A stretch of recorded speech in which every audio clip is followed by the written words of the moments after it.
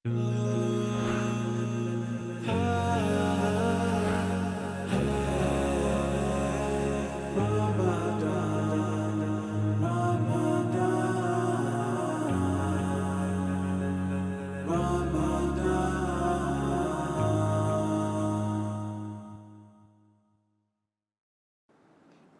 لله رب العالمين والصلاة والسلام الأكملان الأتمان على الرسول الأمين وعلى آله وصحبته ومن اهتدى بهديه إلى يوم الدين. My beloved brethren, most respected elders, mothers and sisters. So in the second year after Hijrah, so after the Prophet sallallahu alaihi wasallam migrated from Mecca to Medina, 2 years after that, Allah Rabbul Izzah blessed us with this gift of Ramadan. The month was existing long before that, but Allah Rabbul Izzah blessed us by making it compulsory upon us to fast the month of Ramadan. And what a blessing the fast is, and you know the ahadith with regards to it, and in this conference you will hear the Ahl al-Ilm and Ahl al-Fadl talk about it, but I wish to mention just one with you. The Prophet sallallahu alaihi wasallam informs us, "Man sama yawman fi sabilillah." Whoever fasts a single day in the path of Allah, either in the path of Allah or in the obedience of Allah. Man sama yawman fi sabilillah, ba'ad Allahu bidhalika al-yawm wajhahu 'anil nari 70 kharifan. Allah Rabbul Izzah moves the face of that person away from the fire a distance of 70 years. So for every single day that you fast, Allah Rabbul Izzah moves your face away from the fire of Jahannam. 70 kharifan, ay 70 ama, 70 years. And it is the mercy of Allah upon us that He Azza wa Jal decreed fasting upon us, because none of us would have ever fasted a full month had it not been the favor of Allah Rabbul Izzah that He ordained it upon us to fast a full month. So just one of the rewards of this fast, for every single day, imagine out of His infinite mercy and grace, Allah Rabbul Izzah moves your face away from the fire a distance of 70 years. So this blessing Allah Rabbul Izzah ordained upon us in the second year after Hijrah, where the verses came that fasting has been prescribed upon you as it was to the nations before you. Now an interesting thing happens, so just visualize. The Sahaba, it is their first month of fast. So you can imagine the Rasul is in Salah, Qiyam is there, Siyam is there, I'tikaf is there, company of the righteous are there, food and drink of iftar and suhoor are there. This is the environment that we know about Ramadan. But in the second year of Hijrah, in this month of Ramadan, on the 12th day in particular, something happened. The Prophet sallallahu alaihi wasallam was made to march out of the city in what would go down in history as the battle or campaign of Badr. So now the fast is there, the month of blessing is there, but the believers have been given another challenge, the challenge of having to face an adversary in the middle of the month of fasting. So they marched out, the Prophet sallallahu alaihi wasallam and the companions, and they marched out on the 12th of Ramadan. 12th they were marching, 13th, 14th, 15th, 16th they arrived at the wells of Badr. On the 17th day, was the confrontation. So they marched 150 kilometers. Think about it, dear ones. Difficulty. And the Rasul shared his camel with 2 others. So 3 people per 1 camel, covering a distance of 150 kilometers. Each person is required to walk 100 kilometers, and he gets to ride or mount for 50. So the Prophet ﷺ, with this blessed group of companions, arrives in Badr, and the Sahaba say that our feet were blistered, our nails had fallen off, difficulty. And then this is all one level of difficulty.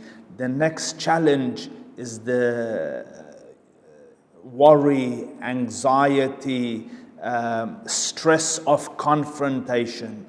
You know, a normal person you argue with, you start to sweat, you know, your palms go wet, your hands move out, you breathe different, face goes red. The stresses and duresses of confrontation, and that's just a verbal one. These ones are required in the month of Ramadan to go out 150 kilometers and meet an adversary 3 times their size. But this is not an analysis of the campaign of Badr, but rather I want to highlight just one thing. The Muslims were given a challenge, a hurdle was placed in their path, a difficulty they had to overcome. And the rule in this religion is, as the difficulty increases, so does the reward. Remember, as the difficulty increases, as the challenges increases, so does the reward. So Allah Rabbul Izzah, for their difficulty, did a few things for them. I want to mention some of it with you. First of all, listen to this. Allah Rabbul Izzah tells the Prophet sallallahu alaihi wasallam, إِذْ تَقُولُ لِلْمُؤْمِنِينَ أَلَنْ يَكْفِيَكُمْ أَنْ يُمِدَّكُمْ رَبُّكُمْ بِثَلَاثَةِ آلَافٍ مِّنَ الْمَلَائِكَةِ مُنْزَلِينَ. Wouldn't not be sufficient for you that Allah Rabbul Izzah send down 3,000 angels in support of you? And then Allah Rabbul Izzah says, بَلَى إِن تَصْبِرُوا وَتَتَّقُوا وَيَأْتُوكُم مِّن فَوْرِهِمْ هَذَا يُمْدِدْكُمْ رَبُّكُمْ بِخَمْسَةِ آلَافٍ مِّنَ الْمَلَائِكَةِ مُسَوِّمِينَ وَمَا جَعَلَهُ اللَّهُ إِلَّا بُشْرَى لَكُمْ وَلِتَطْمَئِنَّ قُلُوبُكُمْ بِهِ وَمَا النَّصْرُ إِلَّا مِنْ عِنْدِ اللَّهِ. Allah Rabbul Izzah tells his Prophet in the middle of the campaign, tell the believers, would it not suffice you that Allah Rabbul Izzah sent for you 3,000 angels to stand by you, support you, aid you, honor you, protect you? And then Allah Rabbul Izzah, out of His infinite grace and mercy, increases it by another 5,000, and then gives the reason. وَمَا جَعَلَهُ اللَّهُ إِلَّا بُشْرَى لَكُمْ. We give this to you as a glad tiding, as a happy news, because your hearts are stressed, you're under duress, you're under difficulty, maybe negative thoughts are going through your mind. Relax, take it easy, be of good cheer. Angels have come to support you. And then Allah Rabbul Izzah says, وَمَا النَّصْرُ إِلَّا مِنْ عِنْدِ اللَّهِ. But victory is from me. I didn't need to send the angels. I have only sent them out of my kindness and favor and acknowledgement of you, so that your hearts could be reassured, and that you could have happiness, and that you could have reassurance. So dear ones, that was the Muslims that had to face an extra challenge in their Ramadan in Badr. So now 2020 Ramadan has come in an environment which seems that it will be our Ramadan in a pandemic, in a COVID-19 environment, and naturally you see around people are stressed, worried, especially for the elderly and their families, that my father, my mother, my grandfather, my grandmother not be afflicted with this illness, so that they are not in isolation and they're not in quarantine and we can't even visit. And Allah forbid if the qadr of Allah befall them and they die, it is even difficult to go to their graveyards and do the wajib there. So I am thinking, the Lord that gave the reassurance to the Muslims of Badr, do you think He would have forgotten to give you reassurance, you who are about to go through a difficulty in the same month of Ramadan? No, dear ones, listen, here's the glad tidings on the tongue of the Rasul sallallahu alayhi wasallam for me and you in this environment, in this Ramadan like no other.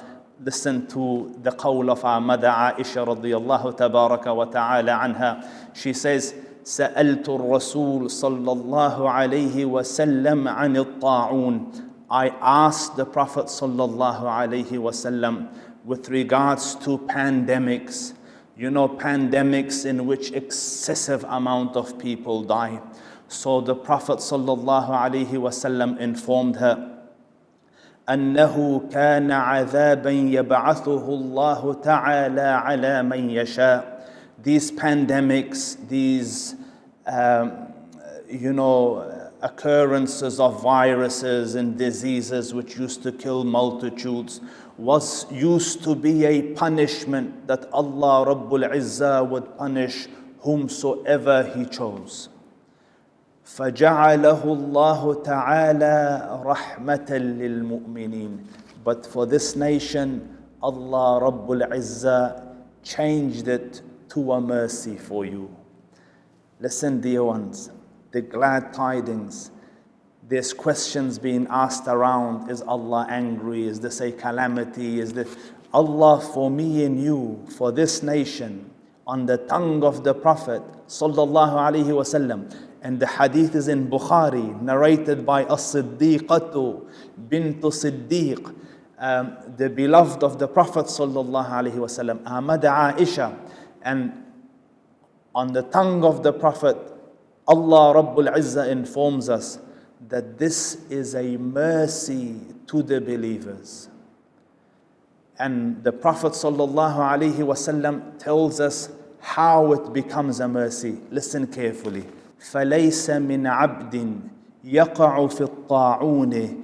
There will never be a time in which a person falls in a pandemic, as in the disease starts to spread, the virus starts to spread, but this person فَيَمْكُثُ فِي بَلَدِهِ, and this person stays in his land, صَابِرًا محتسبا يعلم أنه لا يصيبه إلا ما كتب الله له.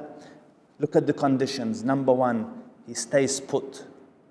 He doesn't run from it to another country and possibly take the disease and virus there. He stays where he is. Number one. Number two, صابرا, bears it patiently. Number three, محتسبا, anticipating, calculating, looking forward to the reward in the court of Allah Rabbul Izzah. Fourth condition, يَعْلَمُ أَنَّهُ لَا يُصِيبُهُ إِلَّا مَا كَتَبَ اللَّهُ لَهُ. He knows confidently that nothing will befall him except that Allah has written it for him. If he fulfills these four, stays at home, bears it patiently, anticipates the reward, knows that nothing will befall him except that it has been written for him. Just for meeting these, the Prophet ﷺ says, his reward will be mithlu ajri shaheed, will be the reward similar to the reward of a martyr. Notice he hasn't died. He hasn't been infected. He has just self-isolated, quarantined, managed it intelligently with a good heart of sabr and anticipating the reward, knowing that nothing will befall him except that Allah chooses. Just for these, Allah will give him a reward similar to the reward of martyrs. And in this hadith, the Prophet ﷺ says, إِلَّا أَنْ كَانَ لَهُ مِثْلُ أَجْرِ شَهِيد, like the reward of a martyr. But in the event that he is infected and he suffers or dies in the pandemic then his reward is the reward of a martyr. Abu Hurairah narrates, and the hadith is in Sahih Bukhari as well, that the Prophet ﷺ said, 5 deaths are martyrdom. The first one, the person that dies in a pandemic, dies from a virus. Do you see the glad tidings? What an honor that you in your house, sitting in your home, and Allah Rabbul Izzah decrees martyrdom, a thing that people go and chase and search, and Allah gives it to you on a platter if it is your qadr. So this is why, this is the glad tiding for us, dear ones, that be walillahi alhamd, relaxed and confident, follow the guidelines, take the precautions, because we are not a people that go seeking viruses and diseases and loss. But if it befalls us, we are those who bear it with a smile and say Alhamdulillah that Allah Rabbul Izzah opened this door of khair for us. And this is what one of the ashab of the Prophet sallallahu alaihi wasallam, Mu'adh ibn Jabal did.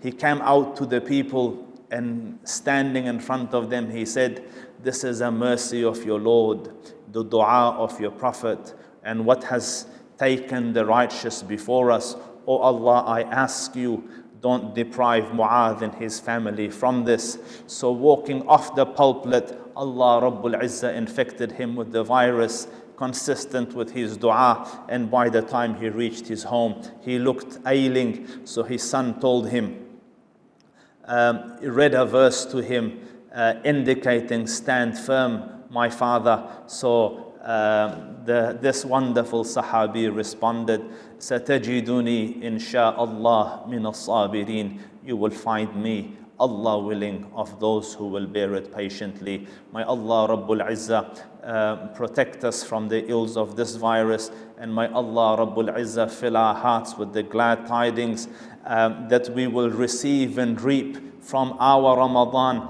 this Ramadan in a COVID-19 environment, on top of the normal rewards associated with this blessed month. May Allah bless you, Allah guide you, Allah guard you, Allah reward you, Allah accept your fast and your siyam and your qiyam and all the khair from you, and overlook and forgive all of my shortcomings and yours.